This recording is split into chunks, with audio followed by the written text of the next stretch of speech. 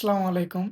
বাঙালি আসলে জাতি হিসাবে কতটা উদার এবং কতটা হচ্ছে যে আপনার দায়িত্ব জ্ঞানহীন তার একটা উদাহরণ দেই। আজকে আপনার সারাদিনে ঢাকা শহরে মোটামুটি ১৬ টার মতো বাস পুলিশ আটক করেছে এবং সেটার আটকের পিছনে যে কারণ বা যে যৌক্তিক কারণটা সেটা শুনলে আপনারা হাসবেন না মানে কাঁদবেন সেটা নিজেরাই চিন্তা করুন। তো বিগত সরকার যে টাকা-পয়সা লুট করছে এরকম একটা খবর মোটামুটি সবাই জানেন বা আমরা জানি। তো সেরকমই একটা ঘটনা মোবাইলে খুদে বার্তার মাধ্যমে গ্রামীণ একদম গ্রামের লোকদেরকে জানানো হয়েছে যে বিগত সরকারের সময় যে টাকাগুলো লুট হয়েছে, সেই টাকাগুলো বর্তমান সরকার ফিরায় নিয়ে আসছে এবং এগুলো গরিব দুঃখীদের মাঝে বিতরণ করবে ঋণ হিসাবে এবং সবাইকে মোটামুটি ১,০০,০০০ বা ৳২,০০,০০০ করে ঋণ দিবে।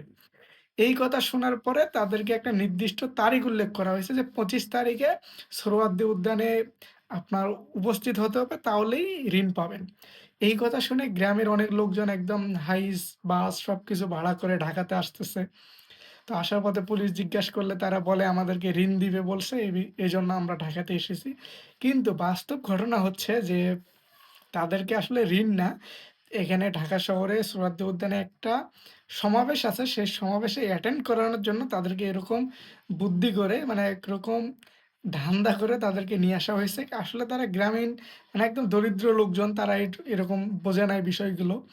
তো এই বিষয়টার মাধ্যমে আমরা যেটা বুঝি সেটা হচ্ছে আমাদের বাঙালি অনেক গ্রামের লোকজন আসলে মানে তাদেরকে লোভী বলব না, তারা আসলে সহজ সরল। তারা যেকোনো কিছু বললেই তারা বিশ্বাস করে। তো তারা সহজ বিশ্বাসেই ঢাকাতে এসেছে। আসার পরে যখন জানতে পারে যে আসলে তাদেরকে লোন দেওয়া হচ্ছে না, তাদেরকে এক প্রকার হ্যারাসমেন্ট করা হয়েছে এবং তাদেরকে ফাঁসানো হয়েছে।